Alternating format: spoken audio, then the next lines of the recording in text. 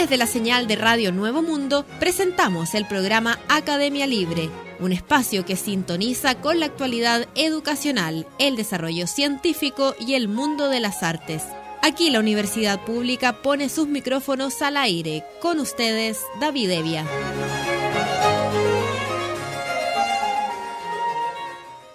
Vaya nuestro saludo a todos los auditores de Radio Nuevo Mundo que a esta hora sintonizan la emisión de Academia Libre, donde la educación, las ciencias y las artes confluyen para hacer de la creación de conocimiento un espacio público. Me acompañan Francisca Baitía y Cristian Castro.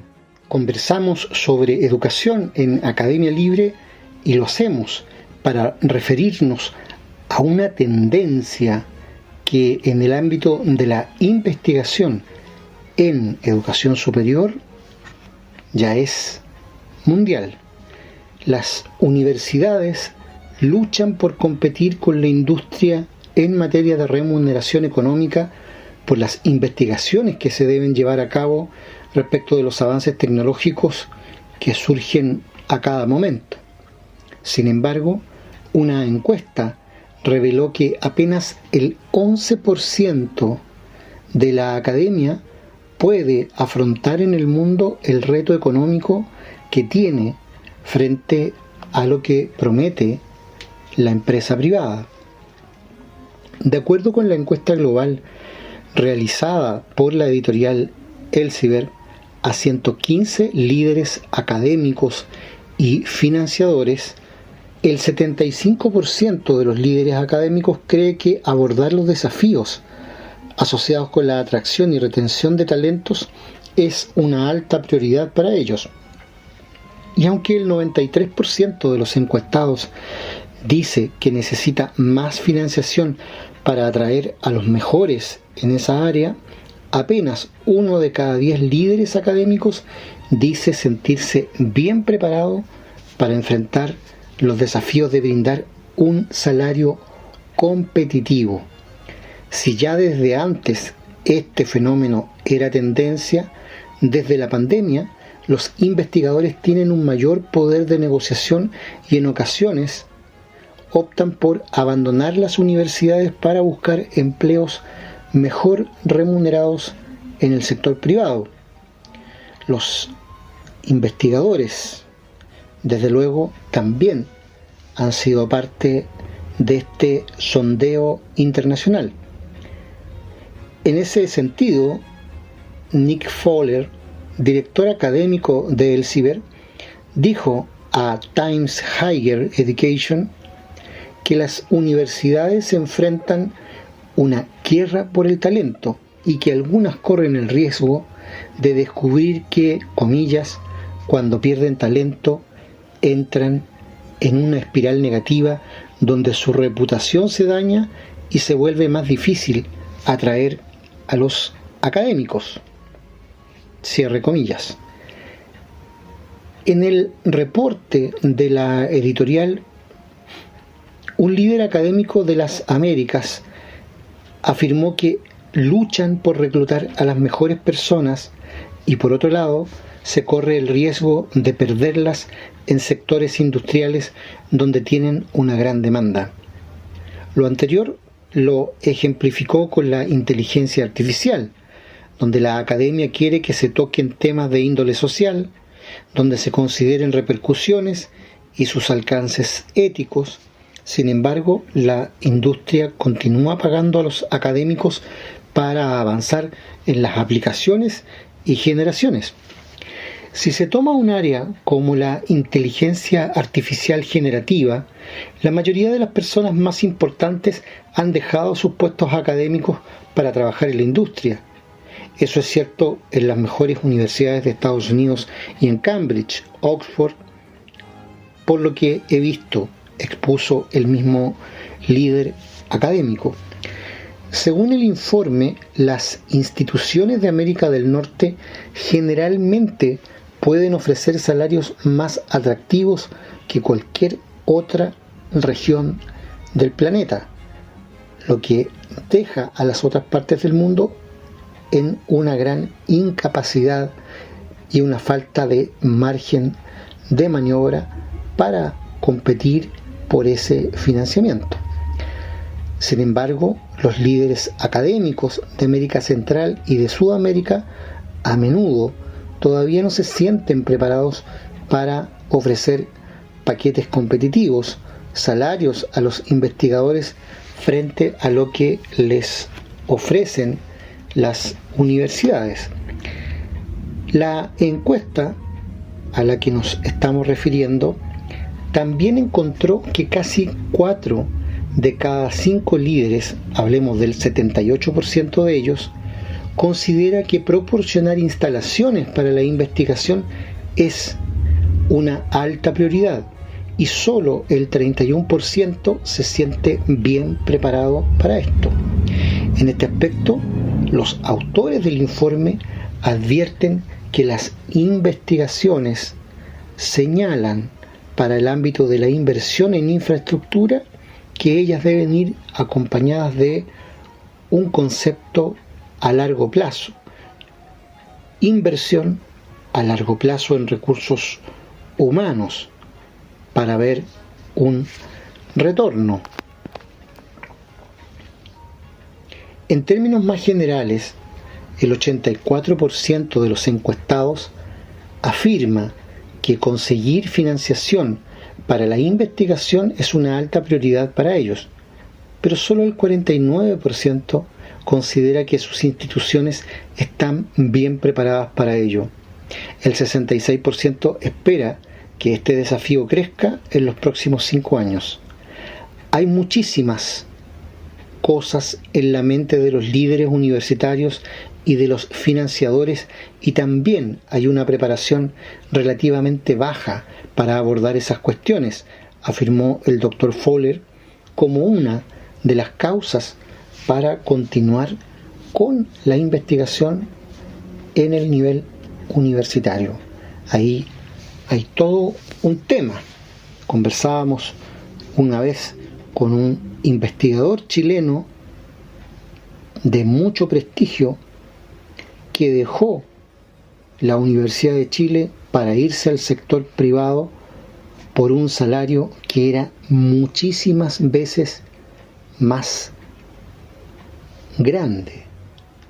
Pero no era para generar con ese salario un consumo individual mayor, no era para el hogar. Ese académico estaba pensando en destinar casi todo el sueldo que le proporcionaba el sector privado justamente en inversión y en infraestructura para esa investigación. Así de precaria está actualmente la situación de investigación en las universidades del país. Y hay otro ámbito de la educación a nivel internacional al cual también queremos referirnos puntualmente, y es que el Ministerio de Educación Nacional de Colombia y la Embajada de Francia en ese país sudamericano lanzaron un nuevo currículum para la enseñanza del francés como lengua extranjera, dirigido a estudiantes de bachillerato en este país. La presentación oficial del programa se llevó a cabo en el Liceo Femenino de Cundinamarca Mercedes Nariño, ubicado en la localidad Antonio Nariño, al sur de Bogotá.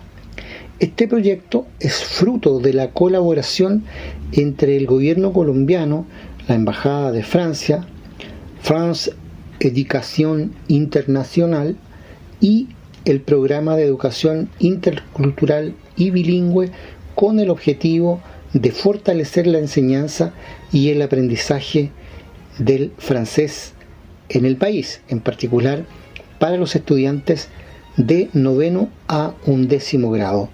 Este esfuerzo conjunto responde al creciente interés por el plurilingüismo en Colombia, donde el francés destaca como un idioma de oportunidades tanto en el ámbito académico como en el profesional. Durante el evento también se destacó la cesión de derechos y licencia de uso del currículum a instituciones educativas colombianas. Por su parte, Aurora Vergara, ministra de Educación Nacional de Colombia, manifestó que aprender una lengua no debe ser un privilegio, sino una realidad en las escuelas del país. Hoy celebramos esta apuesta pensada para la comunidad educativa que se articula además con las competencias ciudadanas y promueve la equidad. Los invito a apropiar en todos los establecimientos educativos este currículum y su caja de herramientas que les permitirá a los estudiantes navegar el mundo y potenciar su voz para exigir lo que desean, enrutar el horizonte de sus sueños y ayudarnos a restaurar la dignidad propia y del país. ¿Qué hay aquí? Un par de elementos enfrentados a consignar. No seamos inocentes.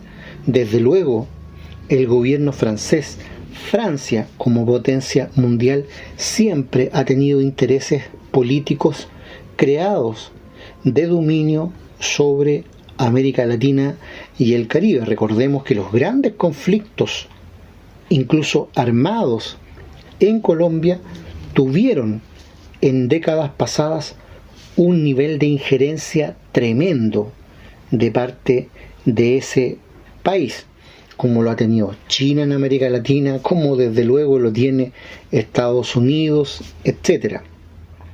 Por otro lado, también está la oportunidad que tienen los jóvenes que quieren optar justamente a este aprendizaje y que aquí tienen la ocasión de hacerlo. Es una oportunidad importante y es una oportunidad que Chile, digámoslo con todas sus letras, despilfarró a contar de la reforma educacional del año 97 en adelante, cuando las autoridades de la época dijeron que iban a hacer una apuesta abandonando el francés para promover el bilingüismo en las escuelas, refiriéndose al inglés.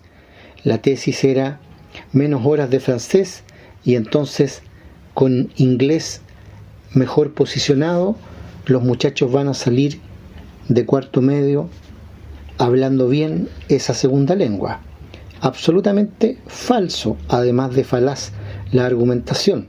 Lo que pasa es que se sale de cuarto medio en Chile sin saber leer y escribir en su propia lengua. Vamos a ver una segunda o una tercera lengua. Lecciones que nos dan nuestros vecinos. En Academia Libre, la música tiene historia, con Laura Montoya.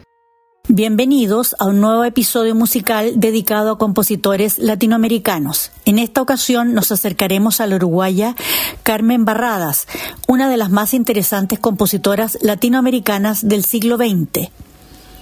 El 18 de marzo de 1888 nació en Montevideo María del Carmen Pérez Jiménez, conocida como Carmen Barradas. Es la hija mayor del matrimonio entre Santos Jiménez Rojas y Antonio Pérez Barradas, españoles residentes en la capital. La madre fue ama de casa y el padre artesano, decorador de paredes y pintor de bodegones. La familia propició el espacio para que cada hijo tuviera la posibilidad de desarrollar su sensibilidad. Carmen a través de la música, Rafael con la pintura y Antonio en la poesía. Impactada Carmen por la muerte de su padre en 1898, la tristeza la llevó a abandonar los estudios musicales que había comenzado desde muy pequeña con el maestro Antonio Frank. Luego, gracias al apoyo de unas amigas de la familia, retomó las clases de solfeo y piano. Más tarde obtuvo una beca que le permitió continuar su formación con Martín López en el Conservatorio La Lira y luego con Aurora Pablo en el Conservatorio del Uruguay. Fue allí donde en 1915 obtuvo el título de profesora de piano. Con esa formación llegó a España acompañada de su familia el 2 de octubre de 1915. El objetivo del viaje fue encontrarse con Rafael, que vivía en Europa desde 1913 y que a raíz de la guerra que sufría Europa había solicitado al gobierno uruguayo que le ayudase a retornar a Uruguay con un pasaje de emigrante, pedido al que el Estado uruguayo se negó. Los hermanos estaban inmersos en el mismo círculo de amistades, artistas e intelectuales ligados a las búsquedas artísticas propias de las nuevas corrientes del siglo XX. En Barcelona, Joaquín Torres García los vinculó al círculo de artistas catalanes. Fue allí donde conocieron a los poetas Federico García Lorca y Juan Gutiérrez Gili, a Salvador Dalí y a otros tantos artistas relacionados con ismos de las corrientes vanguardistas. En Madrid se vinculan con el núcleo heterogéneo de intelectuales de la generación del 27, del que eran pilar fundamental los escritores ultraístas. Carmen Barradas había llegado a España con unas pocas piezas a las que había llamado hilvanes, y en los pocos años que estuvo allí compuso y estrenó gran parte de su obra. Toda la familia regresó a Uruguay en 1928 con Rafael a punto de morir. El medio los recibe con indolencia. En 1929, Carmen obtiene un cargo como profesora de música en el Instituto Normal. En ese lugar no es reconocida su calidad artística y sus colegas se muestran indiferentes ante su trabajo, a pesar de que es la primera artista que elabora y pone en práctica una ampliación del lenguaje musical ofrecido a los niños. Edita una revista para niños llamada Andresillo, con historietas de Rafael y canciones de su autoría. Este trabajo, Carmen Barradas, plantea algo extraño para la época: la fusión de elementos hispánicos y ritmos populares rioplatenses. Rafael muere poco tiempo después del regreso a Montevideo y la casa de Carmen y Antonio de Ignacios, su hermano poeta, se convierte en una galería de arte donde se exhiben las obras de Rafael. Así como en la casa de la familia en el municipio catalán de Hospitalet de Llobregat, donde Federico García Lorca solía tocar el piano de Carmen, el hogar montevideano que compartió con su hermano Antonio fue espacio de encuentro del círculo de amistades de los Barradas, compuesto por diversos integrantes de la intelectualidad uruguaya contemporánea. A la casa llegaron visitantes como Jules Supervielle, García Lorca o Pablo Neruda. La obra de Carmen Barradas buscaba la multiplicidad de los planos sonoros a través de la superposición de los armónicos que genera cada uno de los sonidos ejecutados. En algunas obras para piano eso se logra con el uso del pedal, cuando se indica que éste no debe soltarse durante toda la ejecución. Es el caso, por ejemplo, de la obra La niña de la mantilla blanca. Una de las piezas que Carmen dedicó a su hermano fue Oración a Santos Vega, asociado con el cuadro de Rafael Gaucho de 1927. En esta pieza, absolutamente novedosa para la época, trabaja sobre un tema de Vidalita que entrecruza con bloques de sonido que una y otra vez se superponen y a la vez dejan emerger la línea melódica. La elección del tema era discursivamente inconcebible para el medio uruguayo, que no ideaba la música académica más allá de lo legitimado hasta el momento. Su búsqueda la llevó a explicar teóricamente la utilización de determinadas propuestas de construcción que se basan en el uso de organizaciones tonales innovadoras para la época. La música tonal se caracteriza por la utilización de un conjunto de alturas que se organiza de manera jerárquica en relación a un sonido principal. En la obra de Barradas conviven varias tonalidades y alteraciones sonoras y son utilizadas fuera del marco tradicional. La propia autora llama a esta práctica cromatismo simultáneo. Carmen Barradas utilizaba la bitonalidad con total libertad, de manera que varias tonalidades eran yuxtapuestas con naturalidad, elaborando la obra en varios planos tonales. A eso le sumaba el papel fundamental que otorgaba a la estructura de la obra, concebida sin un marco preestablecido y como soporte para la expresión. Escuchamos a continuación Oración a Santos Vega, que Carmen Barradas compuso inspirada en un cuadro pintado por su hermano.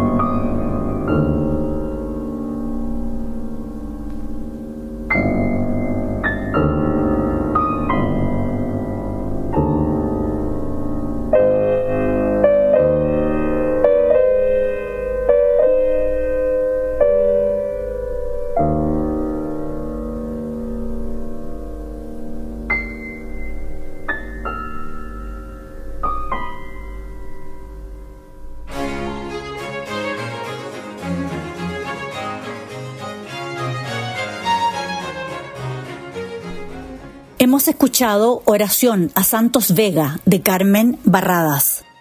Hablamos a esta hora en Academia Libre sobre actualidad en ciencia e investigación.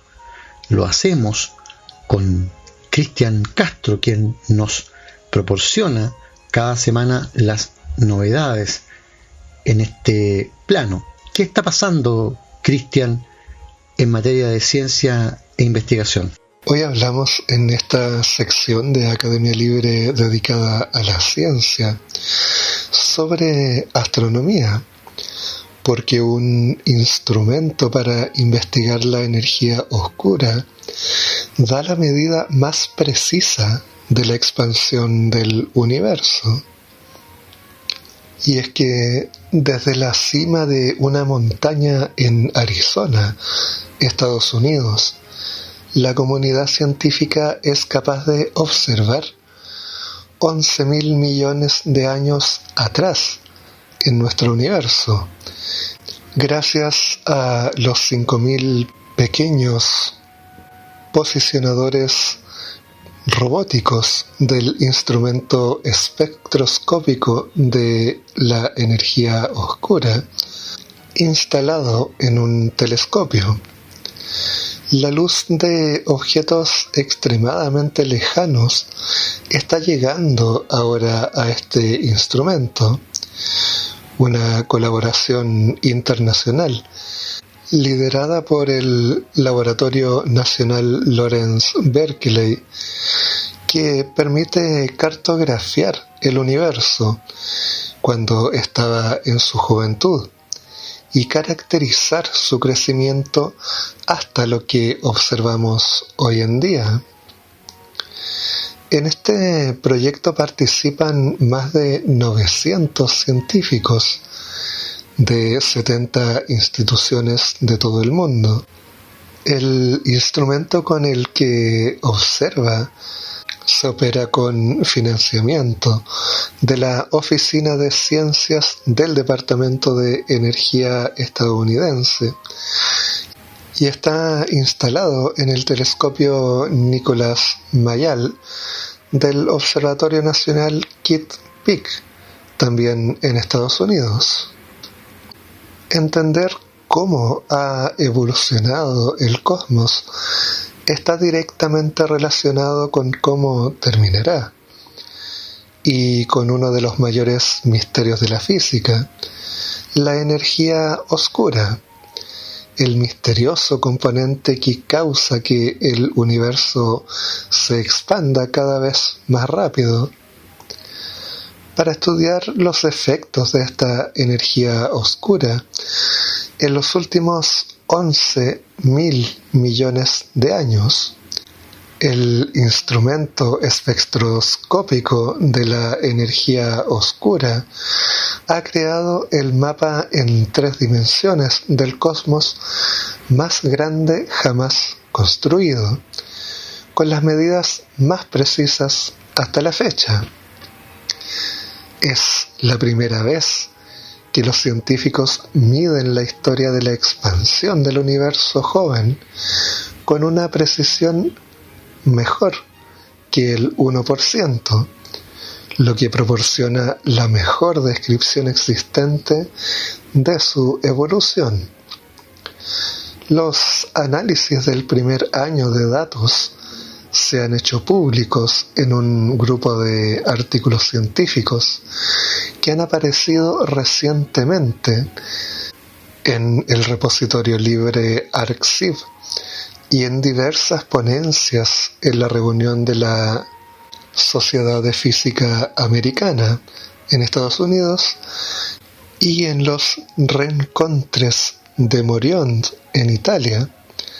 Estos son los primeros resultados de cuarta generación acerca de la energía oscura. De momento parece que los primeros resultados del instrumento espectroscópico de la energía oscura están de acuerdo con las predicciones del modelo actual, indica Yu Kong, investigadora postdoctoral en el Instituto de Física de Altas Energías y autora principal de uno de los artículos.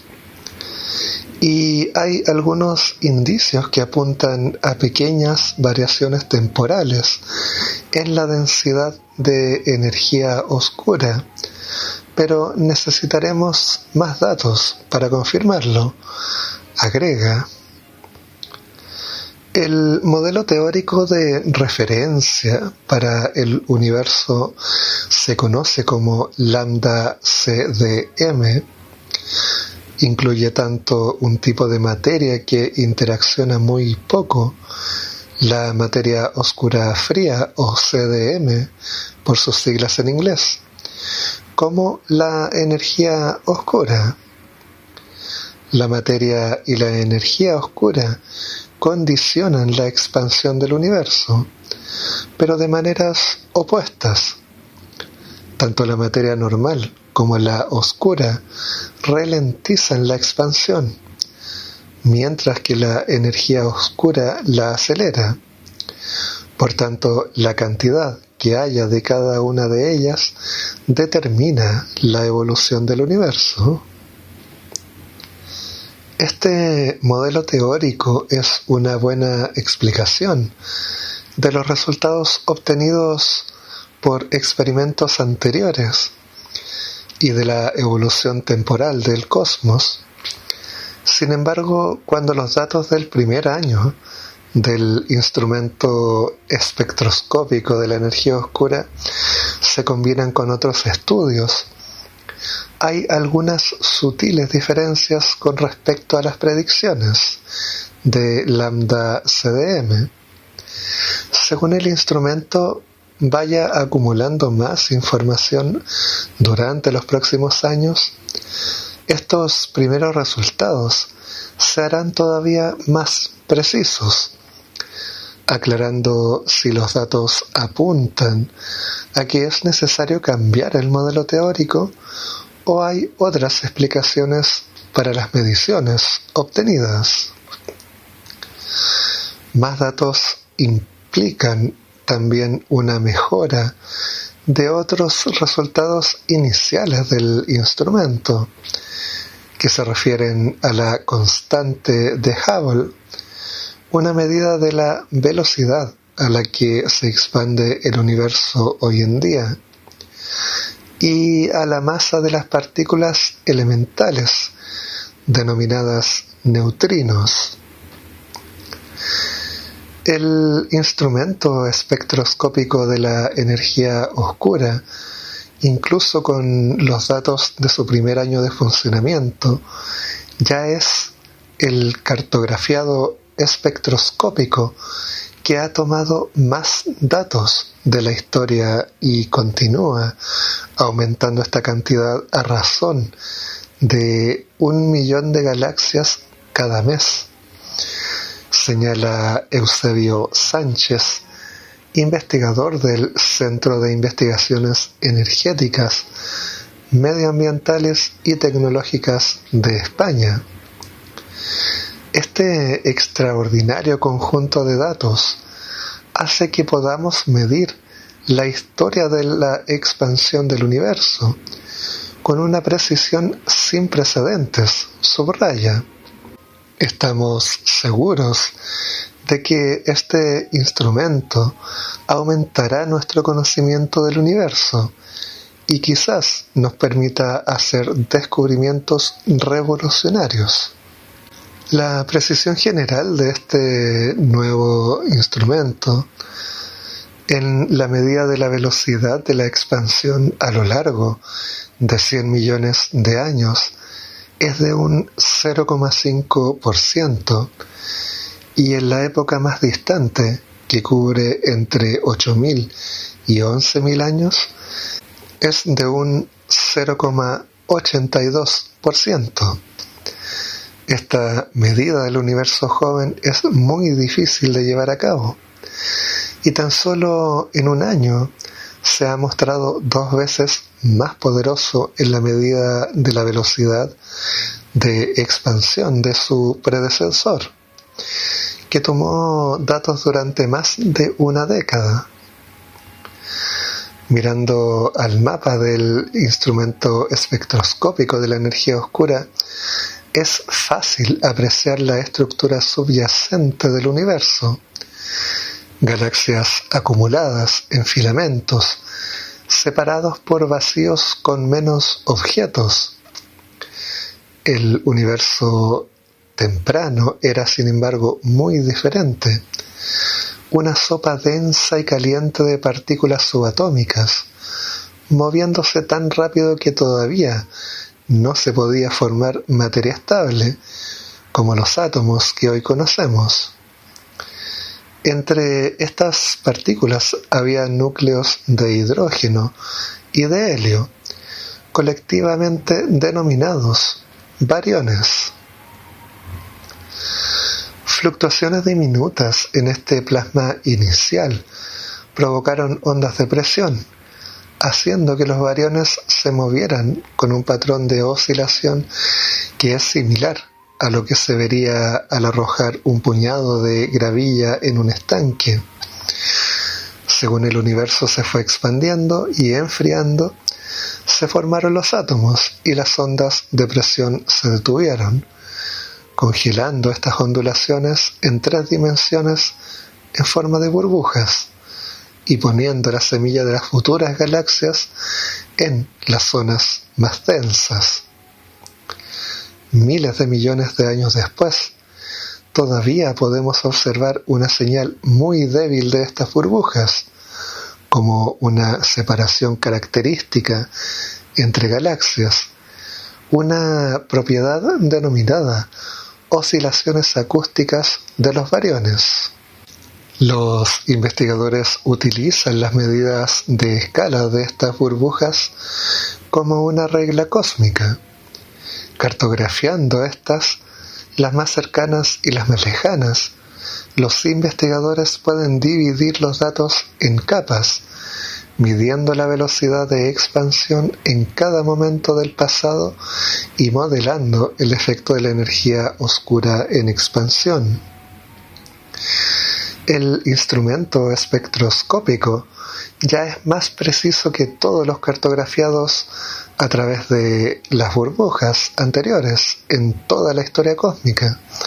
Y sus datos nos permiten estudiar misterios cósmicos que están más allá de nuestra comprensión actual del universo.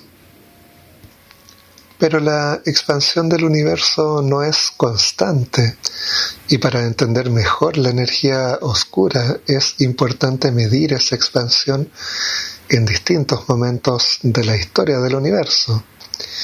Y esto es lo que se ha hecho con este nuevo instrumento.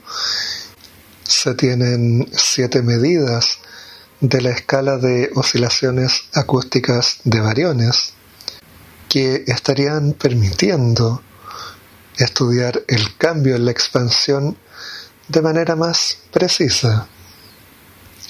Pero los investigadores aclaran: el instrumento espectroscópico de la energía oscura no mide de manera directa la expansión justo ahora mismo, conocida como la constante de Hubble, y con un valor cercano a 70 kilómetros por segundo por megaparsecs. Lo que podemos hacer al respecto es combinar nuestros datos con otros anteriores para poner límites dentro del marco teórico lambda CDM, y esto nos da una medida de unos 68 kilómetros por segundo por megaparsecs. Este instrumento, sin embargo, es el primer experimento espectroscópico que ha realizado un análisis ciego completo, que oculta el resultado verdadero a los científicos para evitar cualquier sesgo de confirmación subjetivo. Los investigadores trabajan con datos enmascarados y desarrollan todo el proceso de análisis sin conocer la información verdadera. Una vez que todo está finalizado, se aplica el análisis a los datos originales para obtener la respuesta final. El hecho de que el análisis se haya desarrollado con la técnica de enmascarar datos nos aporta un grado extra de confianza en los resultados obtenidos. Los análisis ciegos ya son una práctica estándar en los campos de la física experimental de partículas o los estudios clínicos. Gilmarin y otros investigadores de su instituto han desarrollado lo que resultó ser una forma muy robusta y difícil de descifrar para ocultar los resultados de la agrupación de galaxias en el instrumento hasta que se complete el análisis. Estamos seguros de que el esfuerzo extra que esto implicó mejorará la confianza y la integridad en los resultados del instrumento espectroscópico de la energía oscura, destacan los investigadores. Muchas gracias, Cristian, por ese reporte que nos deja al día en ciencia e investigación. Vamos a la música con Laura Montoya. En diciembre de 1922, con 34 años de edad, Carmen Barradas estrenó en Madrid Fabricación, una de sus pocas piezas para piano que ha sobrevivido. Esta pieza, escrita durante su estancia en esta ciudad, será considerada característica de su obra. Junto con otras del mismo período, ha sido vinculada al futurismo, al ultraísmo y al maquinismo en música. La crítica especializada de la época la elogió por su caudal sonoro y por el tipo de construcción textural. De la misma época son Aserradero, Taller Mecánico, En el Molino y Procesión. En su obra, Barradas explora las posibilidades tímbricas de los instrumentos para los cuales escribe.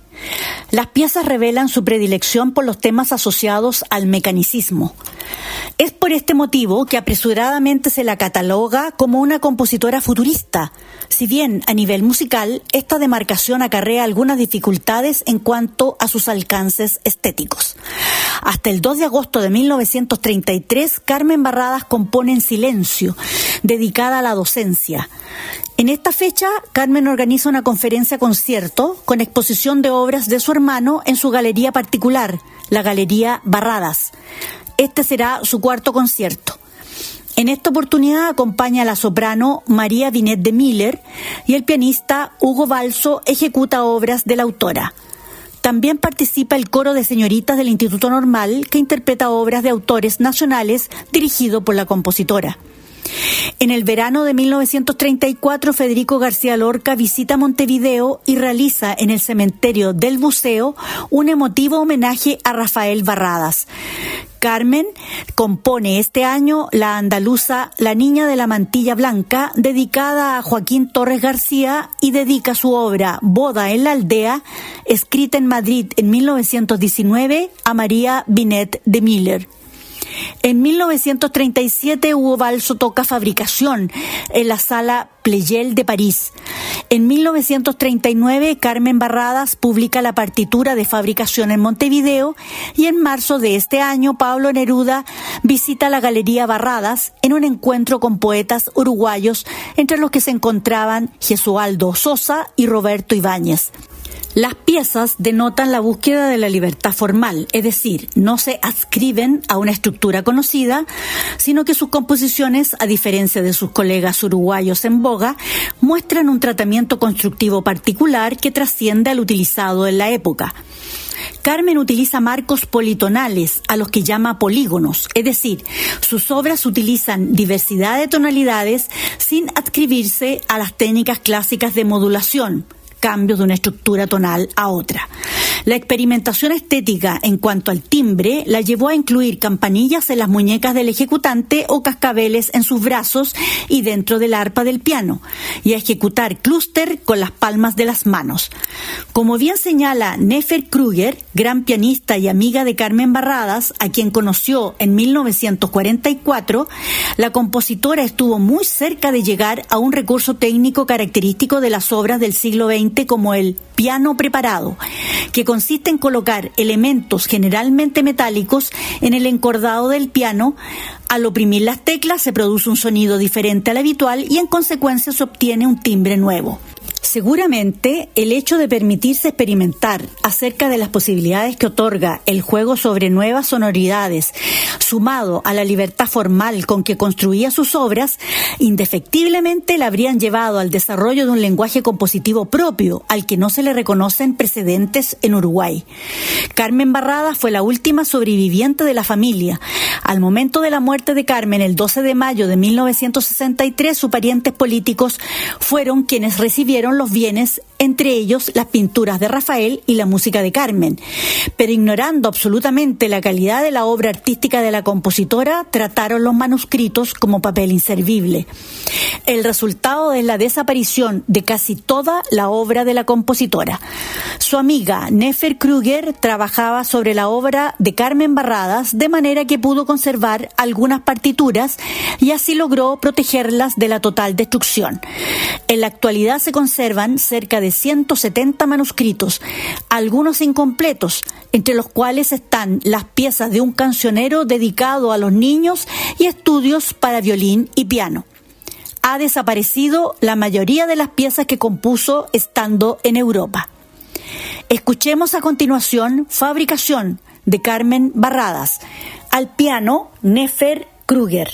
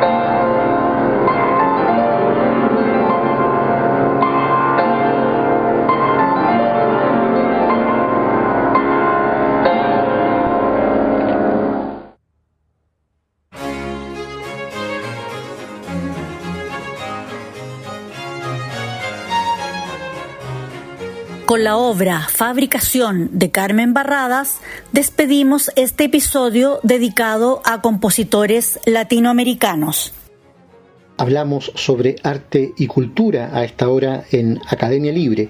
El Museo de Arte Contemporáneo MAC de la Universidad de Chile iniciará su programación 2024 con 8 exhibiciones en su sede del Parque Forestal. Se trata de muestras individuales que a través de una multiplicidad de formatos como la escultura, la fotografía y la instalación transitan por temas como el paisaje y la extracción de recursos, los efectos del humano en la naturaleza, la vinculación con lo más que humano, entre otros. Las muestras que serán inauguradas son las siguientes: Impulso Vital, de Federico Asler, bajo la curaduría de Ramón Castillo. Hubo un viento, de Fiorella Angelini. Concha en ácido, de Elizabeth Berman, con la curaduría de Sergio Soto. Silencio amplificado, de Cecilia Flores. Atacama, de Patrick Hamilton, comisariada por Sergio Parra. Adormecer a los felices, de Pablo Llanzana, con la curaduría de Sebastián Vidal. Reliquias del Pantano de Camilo Ortega, bajo la curaduría de Paola Nava, y Niña Hermosa de Sebastián Salfate. A estas exhibiciones se suma Rostro de Chile, exposición de la Universidad de Chile 1960, que permanecerá abierta hasta el 23 de junio. En la jornada, además, se iniciarán las celebraciones del aniversario número 50 de la llegada del MAC al edificio Academia de Bellas Artes en el Parque Forestal, ubicado en la fachada poniente del Palacio de Bellas Artes. En 1974, el Museo de Arte Contemporáneo se trasladó desde el Partenón de Quinta Normal hasta esta emblemática sede, fortaleciendo el vínculo permanente entre el museo y la Universidad de Chile, con el patrimonio, la experimentalidad, el conocimiento y la academia. Este año lo iniciamos conmemorando medio siglo desde el arribo del MAC a este edificio del Parque Forestal, cuyo objetivo inicial fue albergar la Academia de Bellas Artes. Hace 50 años, las salas que acogen las muestras y el quehacer del MAC eran, en realidad, salas de clases, como también los talleres de los maestros que dieron vida a la enseñanza disciplinar del arte en Chile, cuenta el director del Museo de Arte Contemporáneo, Daniel Cruz. Por esta razón, agrega, celebramos nuestra historia en este edificio con un gesto de apertura al parque, a nuestro contexto de barrio y ciudad. El MAC, en la sala de conferencias Guillermo Núñez, una ventana a esta posibilidad de contemplación. Este 2024 lo comenzamos honrando a quienes formaron y se formaron, y a quienes hoy exhiben en los mismos espacios. A lo largo de nuestra historia nos hemos consolidado como un lugar donde el conocimiento desde la práctica del arte se proyecta, cruza y tensiona para presentar nuevas formas y narrativas de una expresión fundamental como las que presentan en esta oportunidad 8 artistas que nos acompañarán en este primer período de exhibiciones, puntualizó el director del MAC. ¿Cuáles son las fechas y horarios a considerar para esta exhibición? Todas las muestras estarán abiertas hasta el 23 de junio. Las visitas son de martes a domingo de 11 a 17:30 horas y la recomendación es acceder no más allá de las 5 de la tarde en el caso de la última visita. Los lunes y festivos permanecerá cerrada la exhibición. La entrada es completamente liberada, así que quienes quieran y puedan, no lo duden. Esta es una buena oportunidad de echar un vistazo a esa historia reciente de la estética del país. Pero además, es posible agendar visitas mediadas pedagógicas. Atención, profesores. Para ello, simplemente deben escribir al correo marcelamatus@uchile.cl. Es la muestra, ¿verdad?, que ofrece en esta oportunidad el Museo de Arte Contemporáneo MAC de la Universidad de Chile. Concluye aquí, en Radio Nuevo Mundo, esta emisión de Academia Libre, un programa producido por la Comisión Ejecutiva de la Universidad.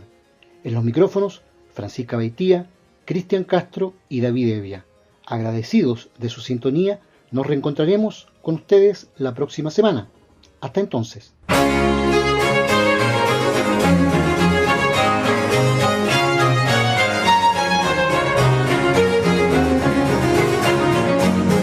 hoy aquí este capítulo de Academia Libre, un programa que aporta miradas críticas a la construcción de la sociedad.